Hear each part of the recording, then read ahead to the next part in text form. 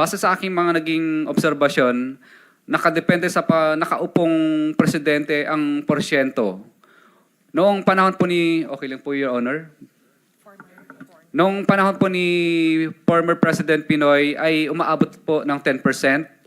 At sa panahon po naman po ni President Duterte po ay umaabot naman po ng 12 to 15%. Subalit ngayong panahon po ng mahal na presidente ay umaabot na sa 25 to 30% ang total ng porsyento ng proyekto ang hinihingi ng mga congressman gamit ang kanilang mga tao o tinatawag na bagman. At ito ang pinakamataas na hinihingi sa lahat ng mga contractor sa Pilipinas, sa aming mga contractor po.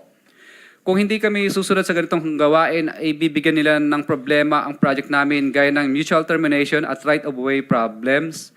Minsan ay ginagamit nilang panakot ang blacklisting kung saan hindi na kami makakasali sa mga bidding sa loob ng isang taon. Kaya madalas ay sumusunod na lang kami sa gusto nila.